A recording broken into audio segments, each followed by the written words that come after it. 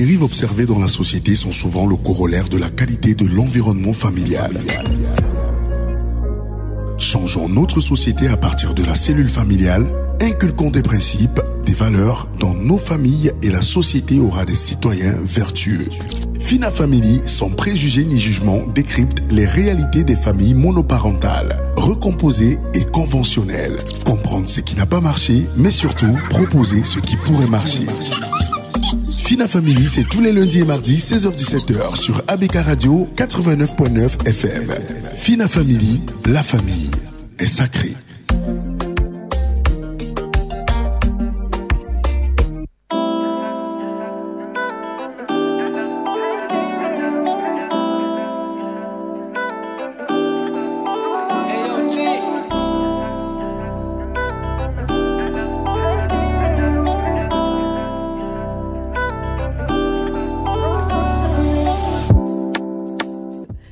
Bienvenue très chers auditeurs à l'écoute de cette édition de Fina Family sur ABK Radio. Les secrets de famille sont de noires araignées qui tissent autour de nous une toile collante. Plus le temps passe, plus on est ligoté, bâillonné, serré dans une série donc incapable de bouger, de parler, d'exister. Dixit Marie-Sabine Roger dans son ouvrage intitulé 36 chandelles. Bienvenue chers auditeurs sur ABK Radio, la fréquence utile et agréable 89.9 FM. Dévastateur, l'inceste qui est une intrusion dans l'intimité de l'enfant à des fins de satisfaction sexuelle. L'inceste est toujours aussi tabou dans notre société. Invisibilisé et minorisé, la parole de la victime a longtemps été complètement inaudible. En 20 ans, le nombre de victimes d'inceste a triplé en France, par exemple. Un Français sur 10 confie avoir été victime d'inceste, soit environ 6,7 millions de personnes selon une étude Ipsos. Dans ce pays, l'inceste continue de détruire des vies. Chaque année, environ 160 000 enfants sont agressés sexuellement, souvent par un membre de leur famille.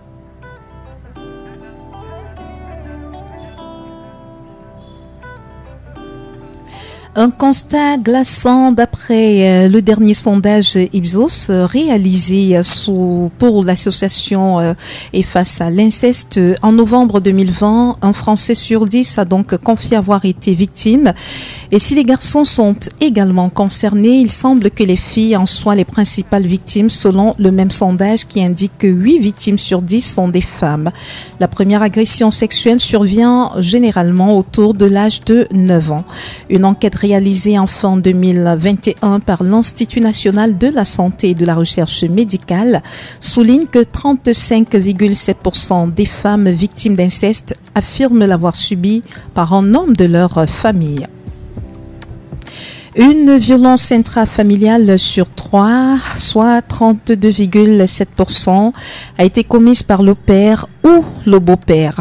Les oncles sont accusés à hauteur de 17,9%, les cousins 14,4% et les frères 14,1%.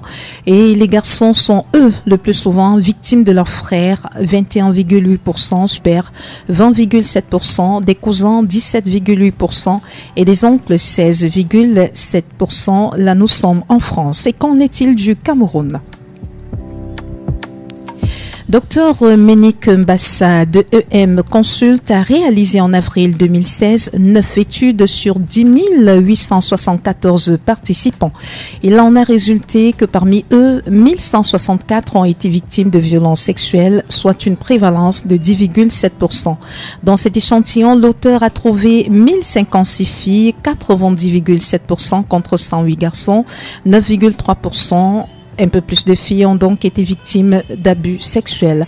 Parmi les victimes, il y a eu 917 cas de violences sexuelles extrafamiliales, correspondant à 78,8%, et 194 cas de violences sexuelles intrafamiliales, équivalent à une prévalence d'inceste de 16,66%. Et donc, le problème est prégnant dans notre pays. Il mérite d'être posé sur la table. Il est donc soumis à l'analyse de notre invitée de ce jour. Elle, c'est Barbara Ekoto. Elle est coach familiale et spécialiste de la santé mentale. Elle est dans ce studio avec nous et nous avons le plaisir de l'accueillir dans ce programme de Fina Family. Dame Ekoto, bienvenue. Merci Sidonie, merci à tous nos auditeurs qui nous écoutent en ce moment. C'est un plaisir toujours renouvelé pour moi d'être là. Oui. Très chers auditeurs, merci d'être également à l'écoute de ce programme. Merci de nous témoigner votre fidélité. On s'intéresse donc à l'inceste en milieu familial, les origines et les conséquences, les dégâts que l'inceste ont sur la santé mentale. On en parle dans le cadre de cette édition de Fina Family avec Gabriel Ngameni qui assure la mise en onde de ce programme. Sidonie Fika, que je suis derrière ce micro de présentation. On va se retrouver juste derrière ceci et ce sera pour aborder le sujet. Et pendant l'émission, vous aurez des extraits vidéo pour nous permettre d'avoir une idée de la manière dont le problème se pose dans les familles. Oui. Il attendait que tout le monde s'endorme pour l'entraîner ou lui se laver le secret. Et c'est pas normal, ces cris déchirent le silence de la nuit. C'est un secret familial, tout ce que tu aimes te haïront si tu pars. Elle a mal, elle veut s'enfuir, la douleur l'empêche de courir.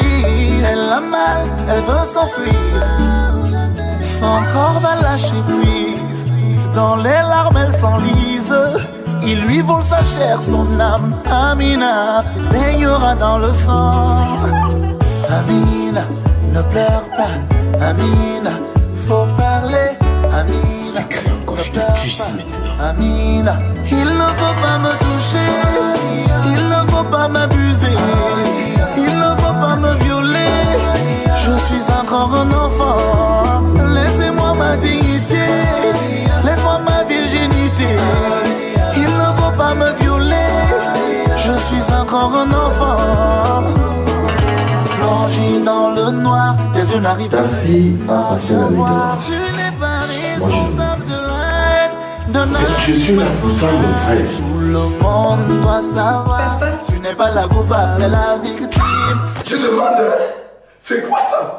C'est comme ça que tu te comportes ici? Je veux plus entendre ça. Si jamais ça se répète, moi je te le nie. Toi qui n'as rien demandé, toi qui as tout supporté, le silence devient un fardeau. Laisse ton corps parler avec ses mots. Ta souffrance n'est pas un cadeau. Oh, oh, oh. Amina, ne pleure pas. Amina, faut parler. Amina, ne pleure pas. Amina, il ne faut pas me toucher. Il ne faut pas m'abuser. Pas me violer, je suis encore un enfant. Laissez-moi ma dignité, laisse-moi ma virginité. Il ne faut pas me violer, je suis encore un enfant. Maman t'aurait téléphone nangi, manouon ginambege, manouon sebeloe. Maman t'aurait téléphone nangi. Il ne faut pas me toucher, il ne faut pas me blesser, il ne faut pas me violer. Je suis encore un enfant. Laissez-moi ma dignité, laissez-moi ma virginité. Il ne faut pas me violer. Je suis encore un enfant. Papa, sors. Je vais te tuer. Je vais te tuer, tu vas voir.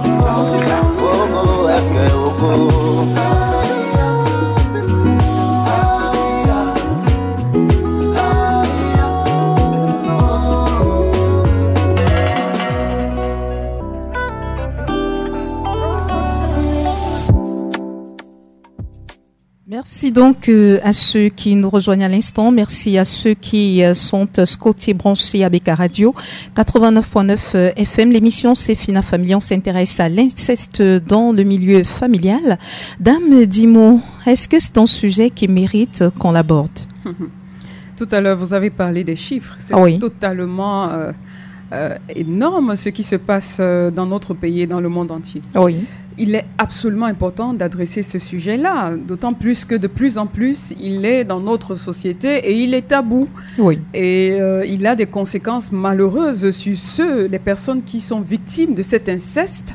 Donc c'est hautement important de parler de l'inceste aujourd'hui dans le cadre de cette émission. Donc pour moi, c'est un thème vraiment d'actualité. Et d'ailleurs, je vous remercie de l'avoir choisi, en espérant qu'un ou deux auditeurs seront transformés au travers de cette émission. Nous allons donc permettre aux auditeurs, pour planter le décor avant nos échanges approfondis dans le cadre de cette thématique, d'écouter cette vidéo de nos confrères de Canal 2 International qui nous retrace l'histoire d'un inceste commis par un papa sur sa fille du côté de Banganté.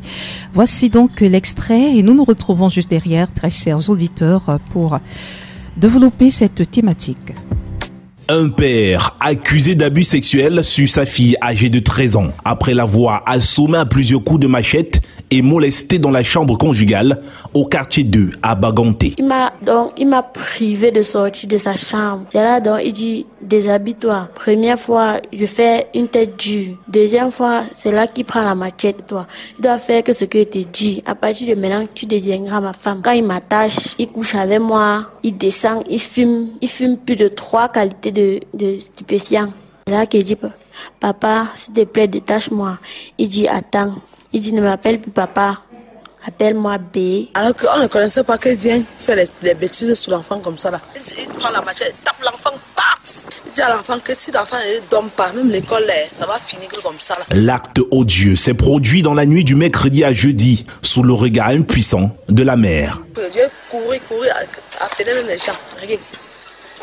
Personne. Les gens avaient peur de lui. On a fait les soins de l'enfant. On a même cousu parce qu'elle était déchirée. Il est resté derrière pour ramasser les choses de la femme et les enfants. La layette de la femme. Il a mis le feu sur ça. Jusqu'à ma prévenue. C'est moi qui fais toi l'enfant. Le géniteur et tradipraticien justifie son acte en parlant de délivrance. Selon lui, sa fille est possédée d'un esprit maléfique. Oui, elle était possédée. Depuis même, elle a même changé physiquement. Et en voilà pourquoi j'ai constaté cela. Et comme je fais aussi dans des produits traditionnels, j'ai donc décidé de travailler sur ma fille. En voilà pourquoi donc ils ont allé utiliser le terme que j'ai violé ma fille.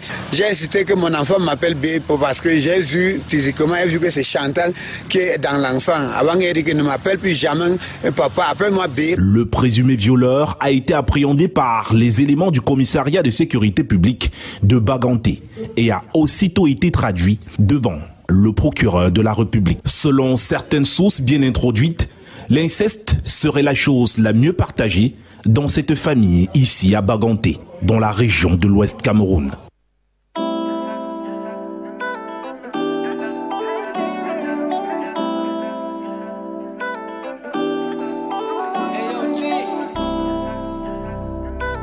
Voilà, nous avons écouté cet élément, ce reportage qui nous vient de nos confrères de Canal 2 International sur cette affaire d'inceste vécue du côté de Banganté. Nous avons une adolescente qui a été victime de viol de la part de son papa qui lui dit que son enfant est possédé et qu'il faudrait qu'il passe par le rapport sexuel pour pouvoir la délivrer. Est-ce que Dame Koto peut comprendre cette méthode employée par le parent?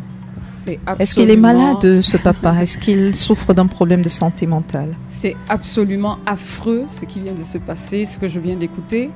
C'est affreux, hein, et je pense que tous ceux qui nous écoutent doivent réaliser que c'est affreux. C'est un inceste qui vient de se passer. Et peut-être ce serait bon d'expliquer c'est quoi un inceste. Parce que peu de gens comprennent. Le monsieur même en question ne comprenait pas c'est quoi l'inceste. Il disait on m'accuse de quelque chose, de viol, alors que l'inceste, c'est déjà une violence sexuelle. C'est une violence sexuelle parce que ce n'est pas voulu, parce que c'est imposé à la personne, tout au moins pour un début. C'est le fait de subir des relations sexuelles avec une personne de sa propre famille. Oui. Ça, c'est ça l'inceste. que ce soit le père, que ce soit la mère vis-à-vis de son enfant, que ce soit un frère, une sœur, une tante, un oncle qui touche son enfant d'une façon inadéquate, cette personne est en train de pratiquer un inceste. Et il faut dire que cet inceste est punissable par la loi. Oui. C'est interdit de se marier avec une personne de sexe de la même famille. Suivant. Il y a quelques articles de loi qui parlent de ça. Nous reviendrons là-dessus, oui. À la fin de l'émission. Effectivement, l'inceste, c'est une violence. C'est une violence sexuelle. Et ça peut être sous plusieurs formes. C'est pas que le viol normal, classique dans un rapport sexuel, mais il y a la pénétration anale qui peut être faite et vous avez l'impression que non, ça fait partie de l'inceste, ça fait partie du viol de cet enfant. Les attouchements qui ne sont pas voulus, ça fait partie absolument de l'inceste. Des caresses sur les parties intimes de l'enfant, des pénétrations que les gens font sur la bouche. De l'enfant en se disant que non, j'ai juste mis mon engin sur la bouche de l'enfant, le vagin, l'anus, tout ça, ce sont des dérivés de l'inceste. Vous êtes en train de pratiquer l'inceste sur votre enfant et ces gestes sont parfois justement imposés, sont faits avec l'autorité parce que généralement la personne qui adresse cet acte vis-à-vis de cet enfant est une figure d'autorité pour cet enfant. Et avec cette autorité, cette domination, on impose à l'enfant quelque chose qu'il ne comprend pas. Et il faut dire d'ailleurs que souvent le parent utilise, très rarement ça se passe aussi brutalement. Souvent le parent vient avec toute la douceur, commence à flatter l'enfant. Des cadeaux. Commence à mener une approche assez des cadeaux et des choses comme ça. Tu sais que tu es ma maman, tu sais que tu es ceci. Il amène l'enfant tout doucement à ce que l'enfant baisse la garde. Et à partir du moment où l'enfant a baissé la garde, la personne se transforme en gourou pour agresser sexuellement son enfant. Et ça peut être fait sur des filles, vous l'avez dit tout à l'heure, ça peut être fait sur des garçons. Ce sont des choses qui sont incroyables et qui sont punissables par la loi. Donc voilà, c'est ça l'inceste. Donc ce monsieur, il est complètement contre la loi. C'est un hors-la-loi. Est-ce qu'il ne souffre pas d'un problème de santé mentale parce qu'on n'a pas l'impression qu'il se rende compte de la gravité de l'acte qu'il a posé? Il en parle avec tellement de désintérêt, il ne présente aucun regret, il s'exprime aussi naturellement. Est-ce qu'on a l'impression que cet homme est normal? Est-ce qu'il ne souffre pas d'une certaine pathologie? Le monsieur, il souffre plus, pas d'une pathologie, je ne dirais pas ça, mais d'une acceptation de son environnement, de ses traditions qui ont pris la place. Il a pris les traditions qui sont devenues des normes pour lui. Si ce qu'il avance est vrai, il estime que pour délivrer sa fille, il faut passer par un acte sexuel. Dans sa tête, il est complètement lucide et il se dit, en faisant ça, je délivre mon enfant d'un démon. Donc ça part d'une bonne intention? Ça part d'une intention qui se veut peut-être bonne de sa part, mais qui est complètement inadéquate et qui n'a pas sa place dans la société. Donc, ce monsieur, il a des normes qui ne sont pas correctes. Et c'est tout le problème de certains. La culture est extrêmement bonne. J'aime beaucoup la culture africaine. Mais parfois, il y a des choses qui sont en inadéquation avec comment on dit ça, le bien-être de la personne qui est en face. Et il faut complètement éviter ça. Et ça fait partie des écartés. Des normes, des écartés de la culture et qu'il faut faire très attention. Si vraiment ce monsieur, c'est sur le nom de la culture qu'il a fait ça, sur le nom de la tradition qu'il a fait ça, c'est qu'il était complètement lucide et qu'il a fait en pensant bien fait. Il pensait que c'est ça qu'il faut faire pour son enfant. Maintenant, ça peut être un mensonge. Ça peut être que il a regardé sa fille, il s'est rendu compte que elle devient une femme et il a commencé à avoir des envies déplacées et il a cédé à des pulsions qui sont malsaines et il a eu des rapports sexuels avec sa femme. C'est quelqu'un de bien logique. Quand on l'écoute, même s'il essaye de montrer que il m'a l'air totalement logique, il savait ce qu'il faisait, il savait qu'il a demandé à la fille de l'appeler B, à son enfant de l'appeler B, il était complètement conscient de l'acte qu'il posait. Donc en dehors des stupéfiants qu'il a pris, peut-être qui a aggravé, ces stupéfiants ont aggravé la violence de l'acte qu'il a commis. Mais c'était quelqu'un de complètement lucide. Quand il prenait sa fille, il la mettait dans la chambre, etc. Il était lucide, il savait ce qu'il faisait. C'est pour ça que la loi doit absolument punir une personne comme ça. Est-ce qu'il y a des familles qui sont plus exposées que d'autres en matière d'inceste? Ah oui. il y a des familles qui n'ont pas la structure normale. Oui. Vous voyez, quand vous êtes dans des familles déséquilibrées, permettez-moi de dire comme ça, parfois c'est un enfant qui est né à la maison, qui grandit au milieu de tout le monde. Oui. Il n'a pas une figure ferme d'autorité, c'est-à-dire un père, une mère, etc. Ce sont les oncles, tout le monde est au milieu de cet enfant qui grandit, qui n'a pas forcément l'éducation, la réserve qu'on va dire à un enfant, voilà, qu'on suit de façon plus personnelle. Oui.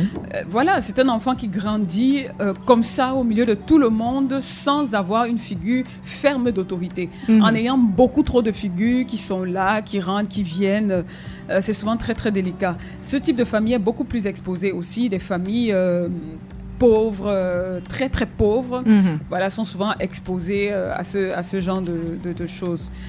On dit que l'activité éloigne de nous le vice, l'ennui et le besoin. Donc effectivement, pour moi, ce sont deux types de familles qui peuvent être très délicates. Il y a également des familles monoparentales, surtout les familles de femmes monoparentales. Les enfants de ces familles monoparentales-là sont souvent la proie de nouveaux conjoints, de nouveaux partenaires qui ne sont pas forcément liés sur le plan du sang. Mais il y a une sorte d'inceste parce que le parent se lie par un mariage ou quelque chose comme ça avec la maman ou le papa de cet enfant-là. Et lorsqu'il y a un rapport sexuel inadéquat comme celui-là, on pourrait également parler d'inceste. Est-ce qu'on peut comprendre ce qui peut pousser le membre d'une famille à être sexuellement attiré par un autre? Par peut-être le père qui est attiré par son enfant ou le frère qui est attiré par sa sœur, l'oncle qui est attiré par sa nièce ou par son neveu. Qu'est-ce qui peut expliquer tout cela, tous ces comportements? Alors, j'ai travaillé avec une famille, j'aime bien qu'on prenne des exemples, peut-être ce sera plus concret. Oui. J'ai travaillé avec une famille où le papa était très absent. Il était présent, mais il était absent. Oui. C'était d'ailleurs un monsieur qui était très religieux et qui était très dur avec ses enfants et qui ne leur communiquait pas l'amour dont ils avaient besoin. Oui. Comme je l'ai souvent dit dans cette émission, entre 0 et 7 ans, l'enfant se constitue. Émotionnellement, l'enfant se constitue entre 0 et 7 ans. Et pendant cette période, ces enfants n'ont pas eu l'affection, la chaleur de leur papa. Et la maman a été complètement absente. Les enfants se sont retrouvés abandonnés à eux-mêmes. Et ce qui s'est passé, c'est que les enfants ont eu tendance à vouloir retrouver l'amour et l'affection d'une façon ou d'une autre. Et ils se sont retrouvés en train d'avoir des rapports sexuels entre eux dans cette maison-là. Oh là là. Voyez, parce que souvent des maisons où les enfants ne sont pas sur le plan émotionnel optimalement éduqués, optimalement comblés, ils finissent souvent par chercher à se combler d'une façon ou d'une autre. Et avec la société, les réseaux sociaux, des choses comme ça, les tabous, les petits films qu'on voit par-ci par-là, on a l'impression que c'est comme ça qu'on se comble. On se touche, on s'embrasse et on a l'impression que ça comble quelque chose en nous. Il faut dire que la déstructuration émotionnelle dans l'enfance peut causer facilement des envies incestueuses chez des personnes lorsqu'elles deviennent des adultes. À partir même de l'adolescence, ils ont envie de tester ces choses. L'autre chose aussi, c'est qu'il y a des jeunes garçons qui ont subi, surtout les garçons, qui ont subi des attouchements. J'ai eu un autre cas comme ça. Il y a une jeune dame qui est venue habiter dans une famille et il y avait un jeune garçon. Il était très beau, c'était un très très beau petit garçon. Et elle a commencé à utiliser ce petit garçon en disant « fais-moi ci, fais-moi ça », etc. Elle a commencé excusez nos auditeurs qui nous écoutent, à sucer l'engin de cet enfant, et à demander la pénétration avec un enfant qui avait moins de 10 ans. Et elle avait quel âge? Nous, c'était une dame, elle avait dans les 28 ans à l'époque. Aujourd'hui, c'est une femme de plus de 40 ans que je connais très bien. Mais, et le jeune garçon, lui, il était âgé de... Il était entre 8 et 10 ans. Oh là là. Et ce garçon, justement, après qu'elle ait fait ça, lui, il est devenu quelqu'un plus tard qui le faisait pour les autres. C'est-à-dire que non seulement il a apprécié ce qui s'est passé, il a commencé à avoir des rapports sexuels très tôt. À partir de 12 ans, cet enfant avait une sexualité active. Mais en plus, il a commencé à avoir des rapports sexuels avec ses propres petites sœurs. Oh là là. Donc souvent, quand on a subi également un inceste, on est à même de reproduire cet inceste-là. Après, finalement, il y a des gens qui en manque, on a dit en manque affectif, ayant subi, mais il y a également des gens qui sont des pervers. Il y a des gens qui sont simplement des pervers parce qu'ils cèdent aux pulsions. Vous voyez, quand vous êtes dans une maison et que vous avez envie vous avez des envies sexuelles, si un chien est là, Vous voyez, s'il y a un chien qui est là, vous êtes une femme, vous avez le choix. Soit de céder à cette pulsion sexuelle-là, soit de retenir votre pulsion sexuelle. Oui. Il y en a qui vont, pour la plupart des gens bien équilibrés, refuser de céder à cette pulsion sexuelle-là, mais il y a des gens qui vont céder à ça et se retrouvent en train de faire des choses absolument incroyables. Et c'est pareil pour les enfants. Ils vont céder à ces fantasmes, à regarder l'enfant, à imaginer, à oublier que cet enfant... Ça peut arriver que des émotions montent, mais il faut savoir s'arrêter, il faut savoir se parler, il faut savoir arrêter ça dès que ça voudrait même pouvoir monter en soi. Ce sont des gens qui décident de se laisser aller, de laisser libre cours à des émotions qui ne sont pas dignes de ces personnes-là. Oui. Vous avez parlé de ces enfants qui, lorsqu'ils ont subi des viols au sein de la famille, ont tendance à les reproduire.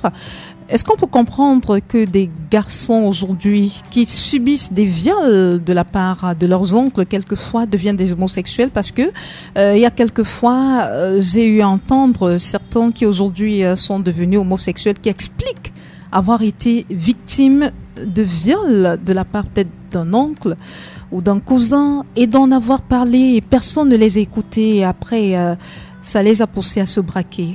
Comment est-ce que ça s'explique? Et comment est-ce qu'on peut éviter à ces enfants-là de se retrouver soit en train de reproduire le viol incestueux dont ils ont été victimes ou alors de devenir peut-être des homosexuels ou des lesbiennes plus tard? Oui, effectivement, lorsque l'enfant a subi, je vais prendre le cas d'un rapport sexuel anal. Oui. Lorsqu'un enfant subit, je me rappelle ce petit garçon qui était venu me voir, son parent lui avait donné un téléphone. Et quelqu'un l'a contacté sur Facebook. Oui. Qui se passait pour quelqu'un, juste un ami qui voulait une amitié avec lui. Ils se sont retrouvés à l'ESSEC pour prendre un jus. Et l'enfant a fait confiance à cette personne qu'elle a rencontrée sur Internet, au travers de Facebook. Et ce jeune homme a fini par abuser du jeune garçon qui m'expliquait sa difficulté. Et il faut dire, je vais expliquer quand même quelque chose. Lorsque les gens ont des rapports sexuels anaux, il y a beaucoup de terminaisons nerveuses sur l'anus et ça fait que ça donne la sensation d'une excitation très rapide, etc. Oui. Et vous voyez, c'est un organe l'anus est fermé, a des muscles qui se contractent.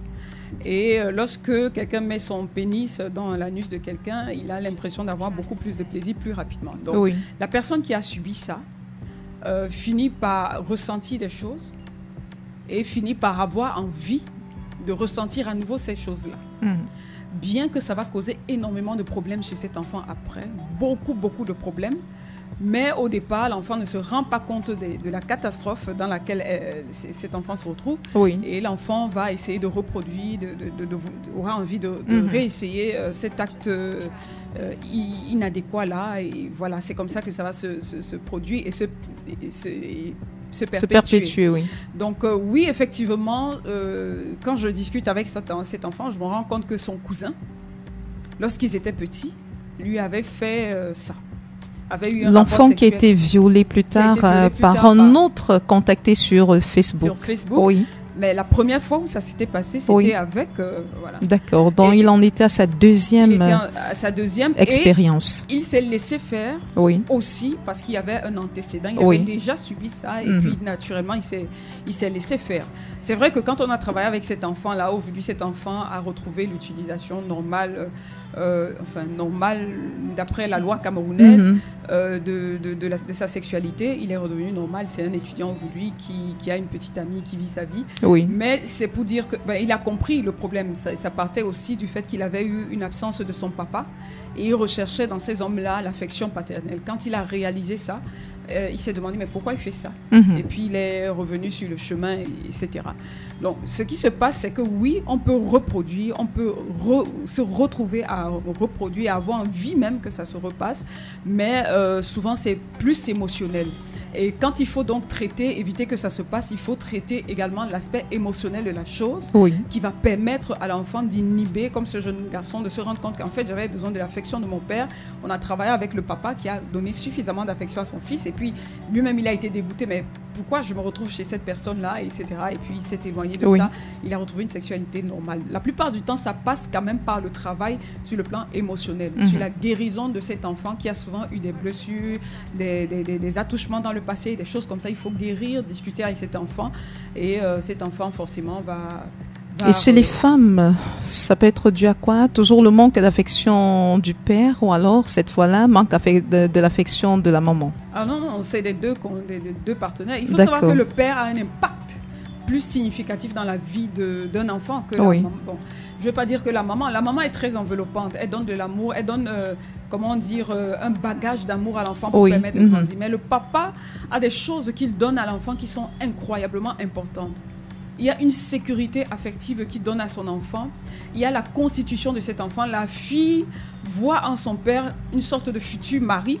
Elle a besoin de son papa pour se constituer correctement. Le garçon va voir en son père un modèle qu'il va falloir qu'il reproduise dans le futur. Il y a un certain nombre de choses quand même il faut savoir qu'il faut quadriller ces choses-là. Le papa est extrêmement important. Donc même si la fille se retrouve en train de se toucher, etc., souvent, c'est même à cause de ça. J'ai eu une autre dame que j'ai suivie aussi dans ce cadre-là. Elle, dans son cas, sa maman était trop présente. Elle n'avait pas, son papa était vraiment absent. Sa maman était tellement présente, maman, tout le temps, au point où elle n'a pas eu cette image paternelle pour se projeter avec un homme dans la vie. Et finalement, la personne qu'elle a aimée, c'était une autre femme qui reproduisait un peu le modèle de sa maman. Il y a eu une déformation émotionnelle qui s'est passée quelque part, trop enveloppante. La maman, trop. C'est elle qui faisait tout. Elle dormait, elle avait sa fille jusqu'à un certain... Il y a un moment où il faut se décaler pour permettre à son enfant également de prendre son envol, sa maturité, son indépendance, son autonomie, et pour se faire une image. Et c'est pour ça que c'est important d'avoir également un modèle masculin qui n'est pas forcément le papa. Ça peut être le grand-père si vous n'avez pas de père à côté, ça peut être un oncle, mais une figure paternelle bienveillante. Vous devez vraiment, même si vous mettez la figure paternelle, avoir quand même un suivi pour éviter justement le sujet dont on est en train de parler, l'inceste. Vous écoutez Fina Family sur ABK Radio. Très chers auditeurs, on s'intéresse à l'inceste en famille. On parle de ses origines et de ses conséquences. Dame Dimo, née Barbara Ekoto, comment est-ce qu'on peut découvrir qu'un enfant se fait abuser par un proche de la famille? Est-ce qu'il y a des signaux qui peuvent être renvoyés par cet enfant? Comment est-ce qu'on peut le savoir? Alors, on va peut-être essayer de rentrer un peu dans ce qui se passe dans la tête de l'enfant. Parce que c'est très, très dur pour un enfant de faire confiance en son parent. Il y a une sorte de trahison des liens fondamentaux de l'enfant. C'est-à-dire qu'il y a des liens fondamentaux qui sont créés dans la tête de l'enfant. L'enfant aime de façon... libre, entière. Sans intérêt, sans calcul. Plus on est grand, plus on réfléchit en amour. Plus on met des barrières, plus on se protège. Mais vous avez un enfant qui est trop petit pour se protéger, contre qui? Puisque ces figures d'autorité-là représentent en fait sa stabilité émotionnelle. Sa sécurité. Donc il y a une trahison déjà de liens émotionnels qui se passe dans la tête de l'enfant. Et il prend l'offense de façon violente en vrac. Est-ce que les enfants savent très souvent qu'ils sont en train d'être abusés? Parce qu'il y en a qui on dira non, laisse-toi faire, ce n'est rien de mauvais. Est-ce que les enfants savent lorsqu'on est en train de les violer que c'est mal ce qu'ils sont en train de subir? Il y a beaucoup d'enfants qui au départ ne le savent pas. Et ce qui se passe, c'est que l'enfant vous fait confiance. Vous êtes son papa. Vous êtes son papa. Si vous dites à votre enfant, fais ceci, l'enfant le fait parce que l'enfant vous fait confiance. Tout à fait. Et l'enfant, à ce moment-là, ne se dit pas que il y a un écarté parce que papa ne peut pas me vouloir du mal. Vous voyez? Donc, il y a un effondrement des repères affectifs de l'enfant. Et l'enfant, à la fois, vous aime, à la fois ne comprend pas ce qui se passe. Et généralement, c'est avec le temps que l'enfant réalise que ce n'est pas normal ce qui est en train de se passer. Souvent, à la rencontre d'une camarade de classe, peut-être à la rencontre d'une émission de télé, etc., l'enfant réalise que qu'est-ce qui se passe avec mon papa? Qu'est-ce qui se passe avec ma maman mon tonton aussi, avec ma maman, c'est ça, Donc, l'enfant, au départ, plus l'enfant est petit, plus l'enfant ne réalise pas ce qui lui arrive. Et donc, l'enfant fait ce que vous lui demandez. Suce-moi cet engin, l'enfant va le faire naturellement en se disant, peut-être que. Voyez? Et donc, l'enfant ne réalise pas. Mais on voit donc progressivement l'enfant qui commence à perdre ses repères sur le plan émotionnel. Vous êtes sa figure d'autorité, vous êtes son socle dans la vie. Vous brisez ce socle-là, vous lui mettez une grosse trahison au milieu de tout ça. L'enfant finit par, quand l'enfant réalise, l'enfant perd confiance. L'enfant perd confiance envers la famille. Oui. L'enfant perd confiance envers vous, la figure d'autorité. La famille, pourquoi? Parce que la définition de la famille est biaisée désormais.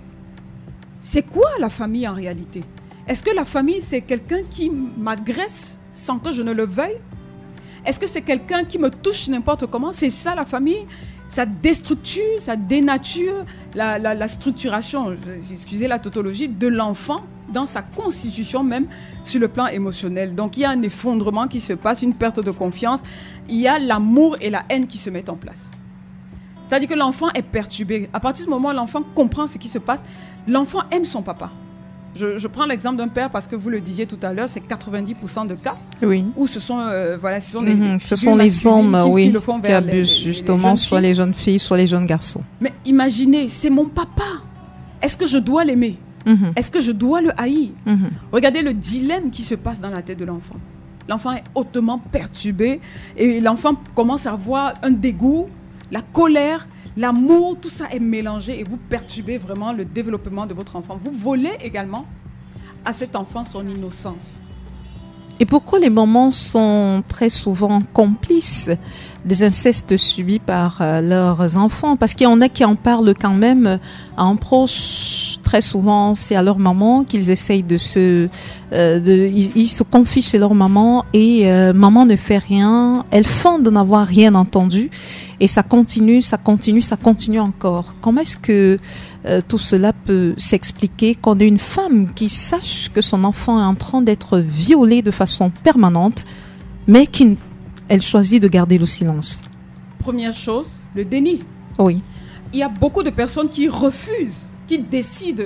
C'est-à-dire que l'enfant vient vous dire « j'ai fait ceci, j'ai subi ceci ». Oui. Il y a un déni qui se met en place. Vous rejetez l'information avec tout votre être. Chers auditeurs qui nous écoutez, vous faites très très attention quand un enfant vient vous dire « j'ai été touché, j'ai été ceci ». Ça demande beaucoup à l'enfant de venir vers vous pour vous dire ça. Oui.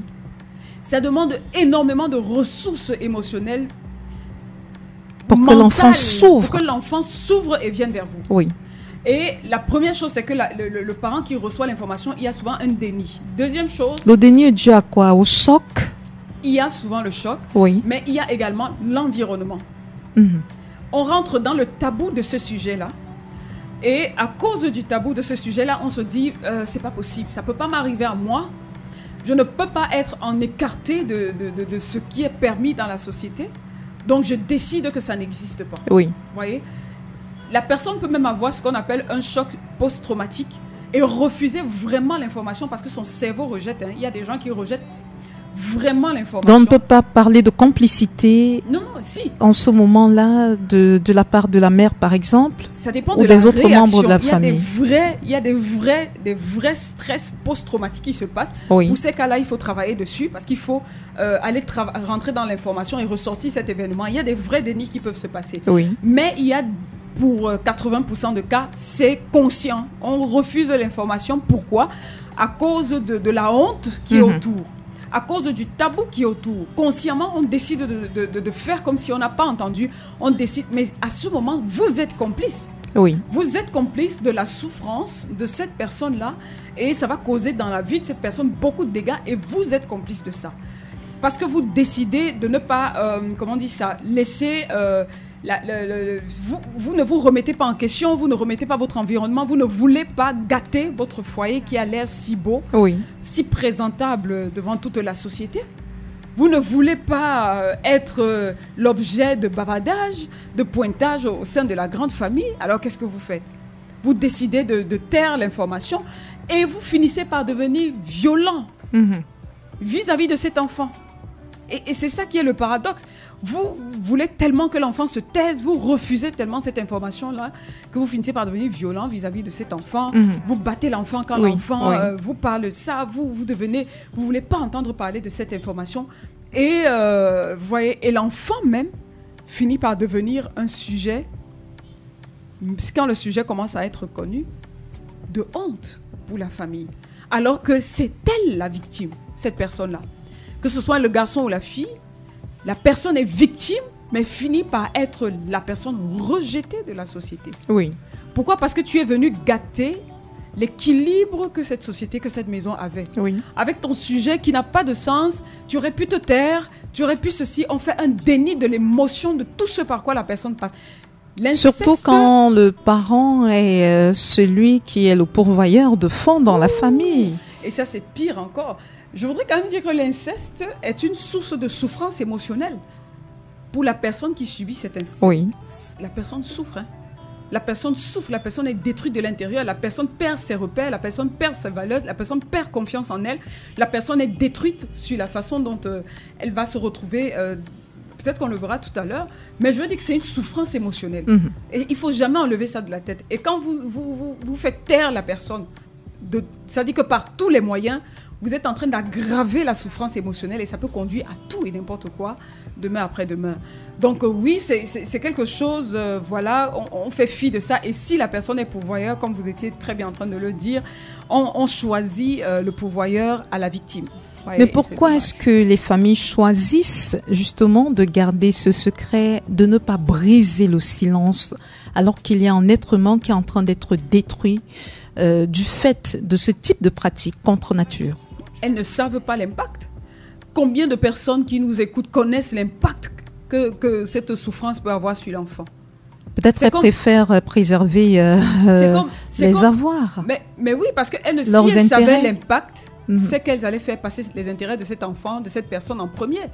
Mais parce qu'elles ne savent pas l'impact, ça ne pèse pas l'impact que ça a dans la vie de cet enfant par rapport au bien matériel que cette personne nous apporte, par rapport à la sécurité d'avoir un mariage correct, par rapport à la sécurité d'être bien vu dans la société. Ton émotivité est trop petite devant la face, quand on met dans la balance, parce qu'elles ne savent pas l'impact que ça a sur ces enfants-là. Elles préfèrent choisir ce qui pèse le plus.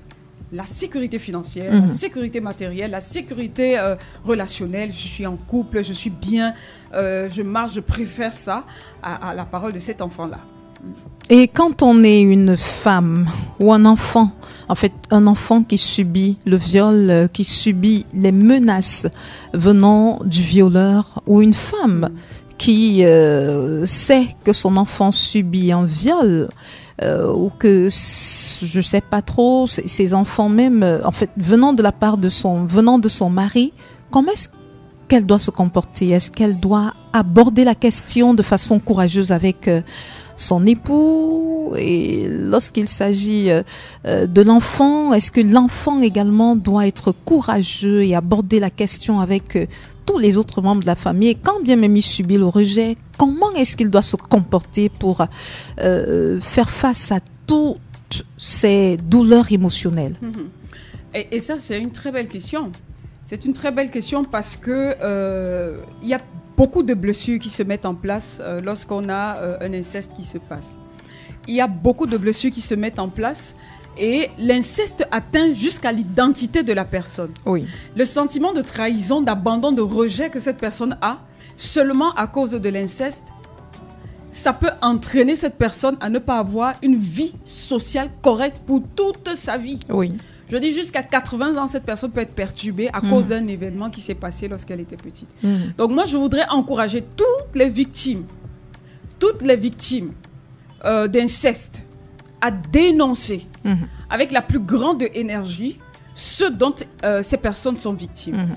Pourquoi? Parce que les conséquences de l'inceste sont plus graves que les conséquences du rejet par certaines figures d'autorité. Oui. Il faut juste que vous soyez prêts à être rejeté forcément par certaines personnes qui vont vous en vouloir d'avoir gâté l'équilibre familial. Mais le fait de garder cette information, vous vous détruisez.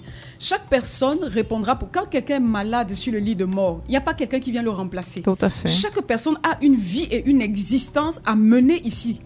Et quel que soit ce que votre papa vous dit, quelle que soit l'autorité les de menaces votre papa, de mort les menaces de votre dont papa, vous pouvez faire l'objet, vous oui. devez dénoncer cette personne. Si vous avez la grâce d'avoir une personne bienveillante dans votre famille, allez vers cette personne bienveillante. Il y a encore des personnes bienveillantes dans les familles. Si vous n'avez pas de personnes bienveillantes, allez même vers les services Saisissez sociaux. les autorités. Saisissez les autorités, allez vers les services sociaux.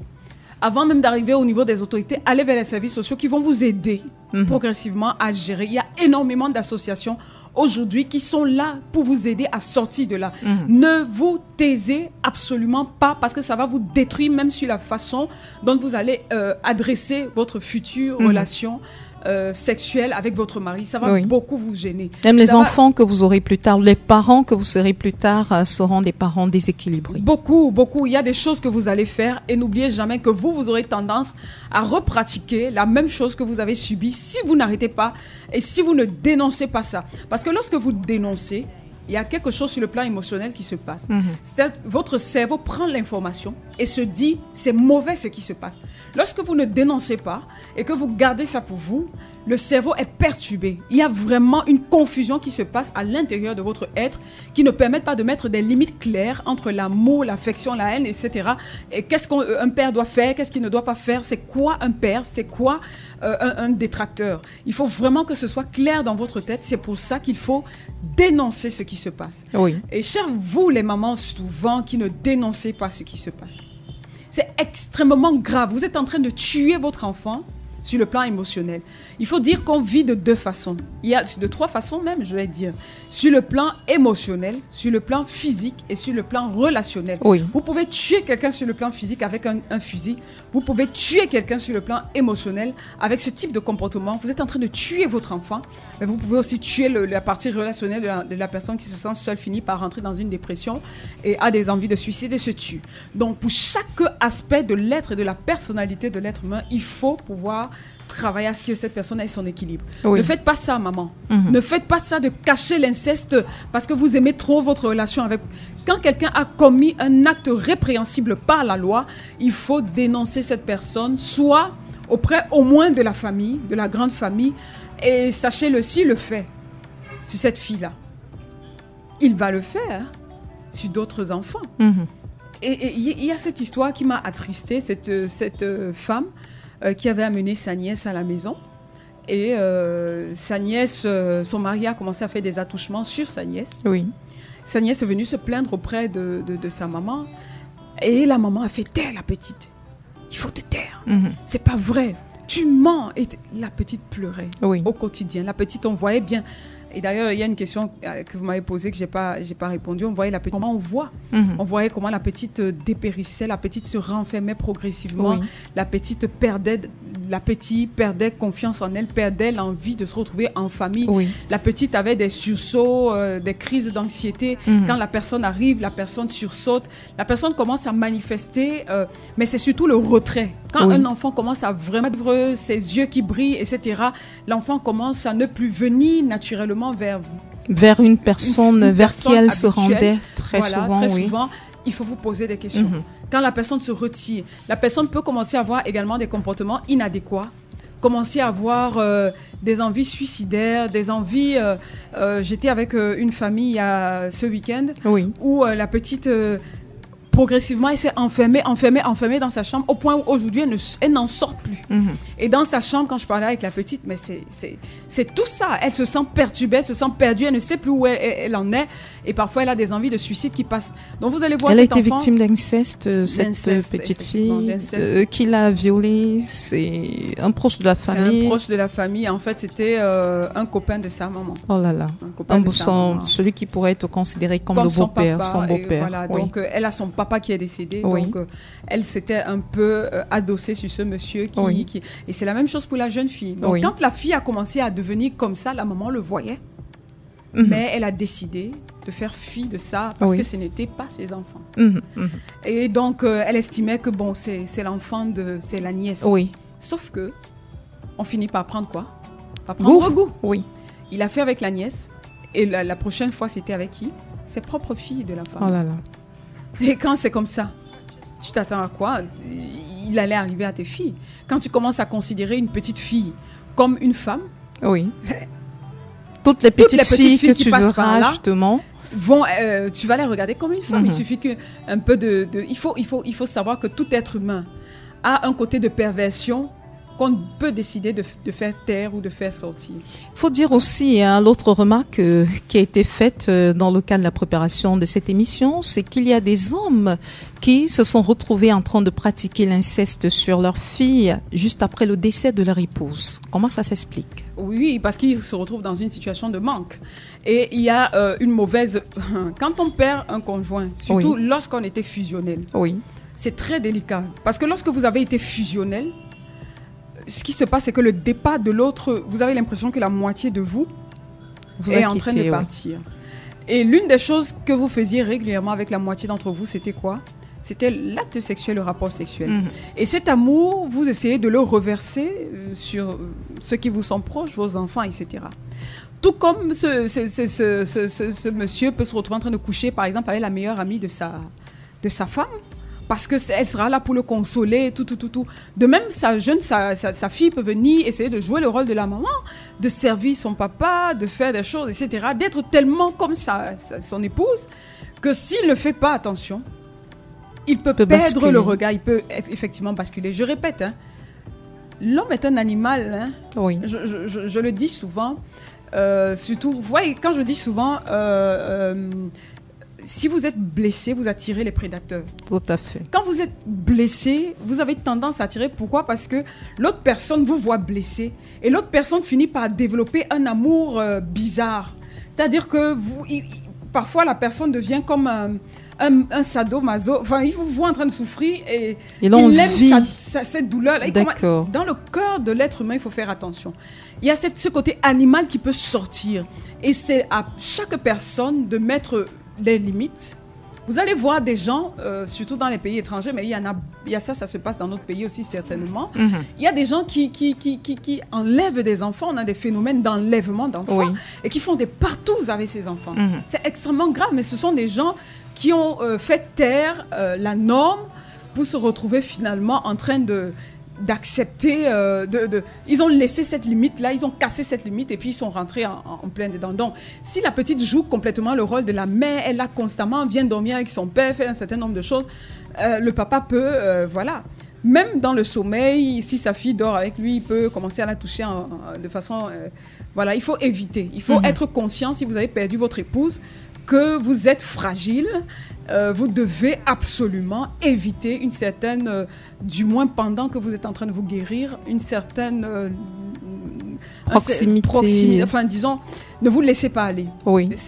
Gardez vraiment votre esprit, votre tête sur vos deux épaules, comme on dit. Oui. Parce que vous êtes conscient. Il y a un moment où vous décidez de basculer. Il y a un moment où vous décidez que non, je ne serai jamais cette personne-là. Et vous pouvez encore décider. Et si quelqu'un nous écoute et que cette personne avait commencé à être incestueux vis-à-vis de sa fille, vous êtes capable de vous arrêter. Oui. Je vous en prie, ce n'est pas parce que vous avez commencé à faire un acte répréhensible que vous êtes obligé de continuer dans cet acte-là. Ce n'est pas possible, vous êtes en train de détruire votre enfant. Et pour le salut de votre enfant, ne faites pas ça. Vous pouvez arrêter ça, vous pouvez demander pardon à cet enfant. Vous allez reconstituer cet enfant en reconnaissant l'acte que vous avez fait qui n'était pas bien. Vous allez donner le temps à cet enfant de vous pardonner, mais c'est mieux de sortir de ça. Pour tous ceux qui nous écoutent, je vous en prie, sortez de là, c'est catastrophique. Ce n'est pas du tout bien d'avoir ce type de relation inadéquate. Voilà, on va écouter un autre extrait dans le cadre de ce programme. Cet extrait-là nous permet de nous rendre dans une localité dans le Nyong-Ekele, région du centre Cameroun, pour écouter ce qui se passe dans une famille. C'est très grave. Filmé par un riverain qui nous les a envoyés, nous expliquant qu'il s'agit d'un fait divers rocambolex dans le village Bombé 1, situé dans le département de Nyong-Ekele, région du centre. Nous sommes à Ezeka.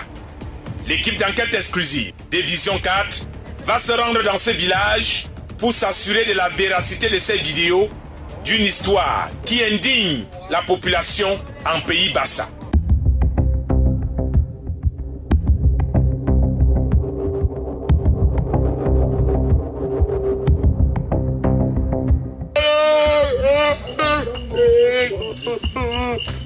ne me filez pas. Arrêtez ça. Ngobi Sohong, âgé de 35 ans révolu, est la victime principale de ce carnaval d'inceste organisé dans sa famille. Cela fait bientôt 25 ans qu'elle se fait, comme on dit chez nous, excusez de l'expression, bombarder le Kosovo par son père et ses frères. C'est la seule fille de la famille qui a été transformée en femme familiale depuis qu'elle est née. L'histoire raconte que tous sont passés par elle lorsque c'était leur première fois, excepté le père, de connaître la femme. C'est elle qui sert donc de camp de base sexuelle à toute sa grande famille. Cette histoire macabre a duré plus de 25 ans dans l'ombre et comme le dit la Bible, il n'y a rien de caché qui ne sera découvert. L'histoire a donc fini par se savoir. Je vous le certifie parce que ça fait plus de 20 ans. C'est pas un problème. Ça fait 20 ans que son mari couche avec lui. Plus, pas elle seulement, mais l'autre encore. Il y a une qui est ingénieure et il y a des garçons. Mais ceux qui sont là, c'est comme ça que ça s'est passé. Donc, il touchait n'importe qui. Ce père-là, il a exagéré. C'est son travail au quotidien, c'est son travail, c'est ce qu'il a l'habitude de faire. Les femmes sont à l'eau, il est en train de guetter les femmes, les petits-enfants. Dès qu'ils te croisent en route, ils commencent à t'embrasser, à te caresser. Ici, là où je suis assis, c'est ici qu'il était assis. Il a confirmé, il a avoué, j'ai mentionné, il a signé. Le chef a mis son cachet. Informé de la situation, le chef du village a décidé de les traduire en justice traditionnelle. Mais ces derniers ont anticipé et ont réclamé l'application d'un article qui existe dans la coutume, celui de subir une fessée publique. Lorsqu'elle a des rapports sexuels avec quelqu'un, c'est elle-même qui vient encore dire au village que tel m'a couché, tel m'a couché, tel m'a couché. C'est ça qui amène donc le chef à convoquer les concernés. Quand ils viennent donc à la chefferie, le chef leur pose la question. Vous voulez que je vous amène à la gendarmerie ou vous voulez qu'on vous enlève, nous on appelle ça, je suis bassin, on appelle ça le bois. Qu'on vous enlève la malchance là sur vous, c'est la malédiction là sur vous. Ils ont donc choisi qu'on enlève la malédiction. Quand on enlève donc la malédiction, il faut taper devant le public. On a tapé le père, on a tapé la fille, on a tapé le frère. On a tapé la mère, pourquoi? Parce qu'on dit que la mère connaît ce qui se passe, mais elle ne veut pas dévoiler. Voici le père de la fille, Ngenge Emmanuel. C'est lui qui a ouvert le bal il y a 25 ans, au point où le bal est devenu un festival des piné-piné pour toute la famille. Attention, certaines expressions dans l'extrait qui va suivre peuvent choquer. J'ai accepté ce que j'ai fait, mais je n'ai pas accepté ce qu'eux, ils ont dit. Mais j'ai accepté que je l'ai touché avec mes doigts dans son vagin. J'ai accepté que j'ai touché ses mamelles. Vous comprenez? Ces choses-là, je les ai acceptées même devant le chef. Je les ai acceptées. Et ils m'ont pénalisé. La victime a fait 5 enfants jusqu'à ce jour. Mon père avait le champ et tous les soirs, il me disait de l'accompagner pour vigner les troncs. Et arrivé là-bas en brousse, il me touchait en mettant les doigts à l'intérieur de mon sexe. Et il m'effrayait en disant que si je ne cède pas à ses avances, l'enfant que je porte va mourir et moi aussi. Naïve, j'ai cru à ce qu'il disait. Il touchait mes seins. Mais on n'a jamais couché ensemble. Tous les soirs, je le disais à ma maman. Elle faisait la sourde d'oreille. Ce que je vous dis là date de très longtemps. Cette fille, depuis qu'elle est née, n'a donc jamais connu un homme en temps normal. On dira qu'elle a connu d'hommes que les membres de sa propre famille. C'est d'ailleurs à travers son père qu'elle a perdu sa virginité. Elle a accouché son premier enfant avec son propre père. Du 2e jusqu'au 5e enfant, elle les a eus avec ses autres frères. Chacun a tout de rôle et par droit de naissance. Quand un Bantou, tu fais un enfant avec ta propre fille, ton enfant même ta propre fille, et tout ça, on va laisser ça. Sa mère, Marie Ngobaïha, est coupable aux yeux de la coutume de silence complice. La maman a peur de son mari, mais elle avait toujours eu le temps à reprocher son mari que vraiment, c'est pas sérieux. Malheureusement pour la victime, la Kabsout n'est pas terminée. Selon la tradition des Mbombo, pour annuler les conséquences naturelles d'un cas d'inceste en pays Bassa, il faut que les concernés reprennent l'activité sexuelle au cours d'une séance de rite de purification en présence de tout le village.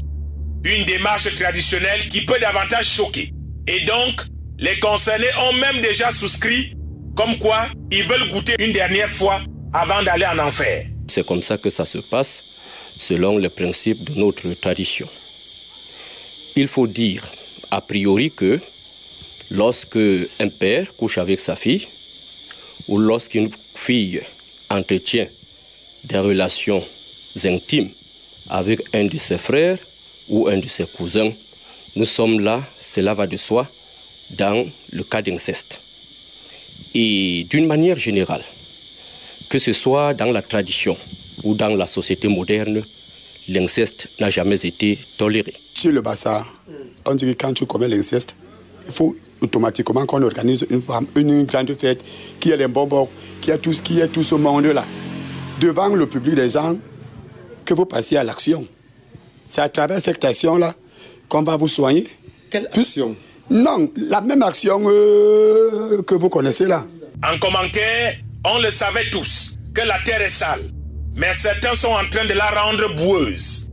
Et comme l'avait demandé le Seigneur, est-ce que quand le Fils de l'homme reviendra sur terre, va-t-il trouver qu'il y a encore des hommes qui n'ont pas fait allégeance à la bête?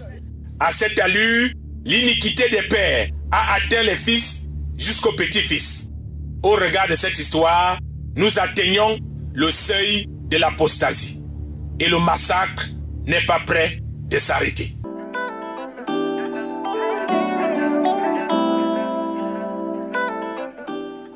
Tout cela se passe dans le Nyong-Ekele, région du centre Cameroun. Nous sommes à Ezeka. C'est une affaire qui relève de l'incroyable, mais c'est une histoire vraie.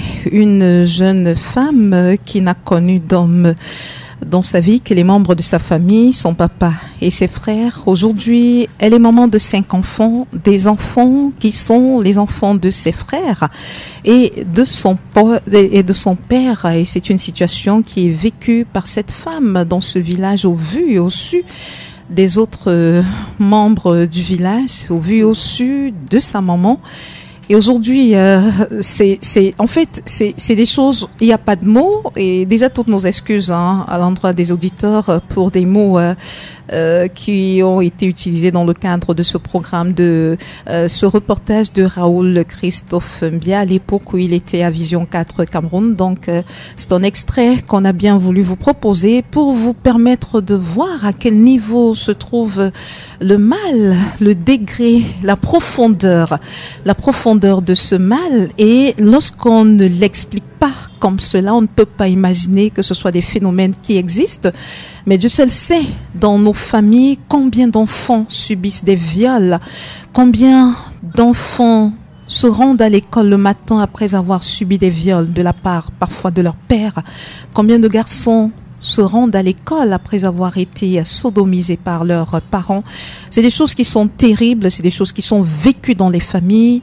Il est temps que ce type de situation s'arrête et on parle bien d'une histoire qui dure depuis 25 ans dans cette partie du pays. Dame Barbara Ekoto, vous êtes dépassée par les événements, choquée par tout ce que vous venez d'entendre, vous êtes choquée. Comme de nombreux auditeurs sans doute, mais ce sont des réalités, oui, il faudrait qu'on puisse les présenter telles quelles pour qu'on se rende compte de la gravité de ce phénomène dans notre société et qu'on interpelle surtout les parents, qu'on interpelle les proches des familles qui sont au courant de ce que ce type de choses se passe, à briser le silence pour éviter, parce qu'après on a des enfants qui demain ne seront pas épanouis, des enfants qui demanderont qui est mon père et peut-être on ne leur présentera jamais leur père et qui plus tard découvriront que leur père est à la fois leur grand-père, qui découvriront plus tard que leur oncle est à la fois leur père. Je ne sais pas comment moi, personnellement, je me sentirais si je venais à apprendre que mon tonton, mon oncle, que j'ai toujours appelé tonton, considérant que c'est le frère de ma maman, était mon père, mon géniteur. Donc, dans Barbaricoto, on s'achemine vers la fin de ce programme de l'inceste adulte. Parce que là, on a un inceste qui se pratique entre une personne qui, dès qu'elle atteint l'âge de la puberté, a commencé à être abusée par son père et plus tard, cela a continué à se faire avec ses frères. Ah oui, ça reste toujours très... c'est-à-dire que les gens ne réalisent pas. Je vais vous expliquer un peu. La jeune fille, le père, la figure d'autorité, c'est elle qui doit lui dire « voici ce qui est bien et voici ce qui est mal ». Oui. Quand la figure d'autorité qui doit dire « voici ce qui est bien » met des doigts dans le vagin, elle sait que c'est ce qui doit être bien. Quand la figure d'autorité commence à toucher les seins de son enfant, etc., tous les jours, etc., la petite grandit avec ça. Comme je dis, il y a une certaine perturbation, ne sait plus les limites. La petite n'a pas le cadre qu'il faut pour avoir la réflexion qu'il faut. Elle est trop petite. Plus l'enfant est petit, moins il va comprendre ce qui se passe, plus il va évoluer avec un système qui a été mis en place et l'enfant va juste grandir dans ce système-là. Et le pire, c'est que l'enfant, au départ, elle a un traumatisme profond qui se met en place, qui fait que non seulement sur le plan émotionnel, elle peut avoir justement, on parlait de ça, le stress post-traumatique, mais elle va avoir des cauchemars, des flashbacks. Parfois, elle va rester comme ça, elle va avoir des sursauts, elle peut faire des crises d'anxiété, elle peut commencer à développer des peurs, paniques de ci, de ça, de l'avion, de ceci, vous ne savez pas d'où ça vient. Mais on a là, dans ce cas précis, une femme, en fait, une adolescente qui est devenue femme par la suite. Pourquoi n'avoir pas mis un terme à cette pratique? Elle aurait pu se révolter, elle aurait pu quitter la maison familiale, elle aurait pu, mais qu'est-ce qui l'empêche de le faire? C'est sa réalité. C'est comme il faut souvent sortir votre enfant, vous l'amener ailleurs. Oui. C'est la réalité d'une personne. Elle a vécu toute sa vie comme ça. Elle n'a pas d'autre réalité. Je suis sûre qu'elle n'a pas vécu chez un oncle, chez quelqu'un d'autre pour voir c'est quoi la vraie vie. La réalité d'un père, comment ça se passe, c'est comme ça. La réalité des frères, c'est qu'ils doivent abuser de toi. C'est sa réalité. Elle est dans cet univers, dans cette sorte de rêve-là. Et il y a des gens qui vont faire comme ça, enfermer même ce type d'enfant. Elle, c'est sa réalité, ça va être le noir. On rentre dans le mythe de la caverne de Platon. Les gens vivent dans une caverne noire, ils estiment que c'est très beau là-bas, c'est comme ça, ils pensent que c'est le noir. Et quand une personne sort de la caverne et voit la lumière et dit aux autres, venez à la lumière, la personne qui est dans le noir va dire, mais... moi, c'est ça ma réalité. Oui. Je pense que c'est ça qui est normal. Il faut une influence extérieure forte pour pouvoir, comment dire ça, faire comme un choc émotionnel vis-à-vis de cette personne. Elle a une conscience intellectuelle quand elle grandit, que ce n'est pas bien, mais il faut dire que les émotions du corps humain, le corps humain aime l'acte sexuel. Oui. Et par contre, il ne faut pas oublier ça. C'est-à-dire que vous pouvez être émotionnellement, intellectuellement contre quelque chose. Oui, je sais que si je trompe ma femme, ce n'est pas bien, etc. Mais votre corps est habitué. Quand son frère pénètre cette fille, elle aime ça. Oui. Elle finit par aimer ça. Vous voyez ce que je veux dire? C'est-à-dire que le corps humain est fabriqué pour apprécier finalement. C'est-à-dire que même qu'elle le veuille ou pas, elle peut se retrouver en train d'avoir une extase dans un moment comme celui-là. Et pourtant, intellectuellement, elle sait que c'est mauvais. Oui. Donc, mettre un enfant dans un tel dilemme, c'est criminel. C'est criminel. Maintenant, elle est une adulte. Pour revenir à ça, moi, je voulais dire que ça lui crée des traumatismes. Elle a des stress, elle a des cauchemars, elle a des flashbacks, elle a des troubles émotionnels graves. Parfois, elle rentre dans la dépression, l'anxiété. Elle perd estime d'elle-même.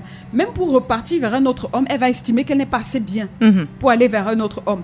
Elle se chosifie puisqu'elle est devenue la chose de la famille. C'est un objet, elle se chosifie finalement. Elle perd son identité. On est en train de détruire l'identité même de cette personne, de cet être humain. Si elle devait atteindre les sommets, ça va être compliqué d'atteindre les sommets dans cet état-là, s'il n'y a pas un travail qui se passe sur elle. Elle a, permettez-moi, je sais qu'on court à la fin, elle a également des sentiments de culpabilité, de honte sur elle-même. Elle ne peut pas le dire normalement, facilement dans la société comme ça, parce que les gens se moqueront d'elle. Et puis elle va culpabiliser, est-ce que je devais faire ci, est-ce que je devais faire ça? Elle a toute une famille qui est sur elle. Vous voyez un peu ce qui se passe? Et le pire, c'est que la société avalise ça. La société dit non, il faut que vous veniez faire ça devant les gens. Imaginez... Bon, là, c'est la tradition pour rompre, briser, en fait... mais c'est une humiliation publique de cette jeune femme. Elle va être humiliée publiquement devant des dizaines et des dizaines de personnes. On va coucher avec elle, on va voir sa nudité. Est-ce que vous vous rendez compte seulement de l'impact? Elle aura des difficultés relationnelles. Elle va s'isoler, elle aura des problèmes dans son intimité. Elle va avoir des problèmes pour accepter un autre homme. Oui. Elle va avoir de la méfiance. C'est quelqu'un qui aura des troubles de sommeil. Allez voir sa vie si elle était à côté de moi, j'allais lui poser la question. Elle doit avoir des troubles alimentaires parfois. Parce que ce sont comment on dit, elle trouve des choses pour inhiber ce qu'elle est en train de vivre, pour taire la douleur. Oui. Parfois, elle va aller dans la drogue, pour certaines personnes, dans l'alcool. Vous allez voir une jeune dame du village, elle boit beaucoup, elle est dans le bilibili. Pourquoi? Parce que ça permet de noyer un tout petit peu ses soucis. Oui. Voilà. Et comme toute la société est d'accord avec ça, son environnement tout au moins, voilà, elle devient une toxicomane. Parfois, elle se mutile. Parfois, elle va commencer à faire n'importe quoi sur elle puisque son corps est un objet. Oui, merci. C'est terrible, c'est terrible ce qui se passe. C'est terrible. Je crois qu'on pourra revenir sur le sujet une prochaine fois parce qu'il y a tellement de choses à dire dans le cadre de cet inceste. Mesdames et messieurs, merci de nous avoir écoutés sur ABK Radio. Madame Ekoto, c'est vrai que nous sommes pris par le temps. Rapidement, oui, on a... très rapidement, oui. Mot de fin, s'il vous plaît. Oui. Comment faire lorsque la personne, vous avez quelqu'un qui est victime d'inceste chez vous? La première chose, c'est qu'il faut dénoncer. Oui. Il faut dénoncer. Si vous vous rendez compte de la situation, ne la gardez pas pour vous. La deuxième chose qui est importante à faire, c'est écouter la victime. Il faut croire la personne. Il faut croire. C'est extrêmement douloureux de venir vers vous pour vous poser un problème et que vous puissiez botter ça en touche. Quand vous sensibilisez, vous prévenez d'autres abus qui vont se passer chez d'autres jeunes filles. Ça va s'étendre par-ci, par-là. Et il faut amener votre enfant à suivre une thérapie autant que faire se peut. Oui. Parce qu'il faut que cette personne sorte de là. Et parlant de thérapie, vous pouvez laisser votre numéro de téléphone rapidement pour que les auditeurs qui sont dans cette situation puissent vous contacter afin de bénéficier d'un accompagnement psychologique. Oui, vous pouvez m'appeler au 690 322 482. 690 322 482. Chères personnes victimes, vous pouvez reprendre une vie normale. S'il vous plaît, relevez-vous, appelez-nous 690 322 482. Vous pouvez reprendre une vie normale, vous pouvez recommencer, vous pouvez retrouver vos lettres de noblesse. Merci. Vous êtes une personne à part entière et vous pouvez être la personne que vous avez toujours souhaité être. Merci donc, Dame Dimo née Barbara Ekoto. Merci de nous avoir édifiés sur ce sujet de l'inceste. Très chers auditeurs, merci surtout de nous avoir écoutés dans le cadre de ce programme. À très bientôt sur ces antennes de ABK Radio pour une autre édition de FINAF à Mili. À très bientôt, chers auditeurs. Les dérives observées dans la société sont souvent le corollaire de la qualité de l'environnement familial. Changeons notre société à partir de la cellule familiale, inculquons des principes, des valeurs dans nos familles et la société aura des citoyens vertueux. Fina Family, sans préjugés ni jugement, décrypte les réalités des familles monoparentales, recomposées et conventionnelles. Comprendre ce qui n'a pas marché, mais surtout proposer ce qui pourrait marcher. Fina Family, c'est tous les lundis et mardis, 16h-17h sur ABK Radio 89.9 FM. Fina Family, la famille est sacrée.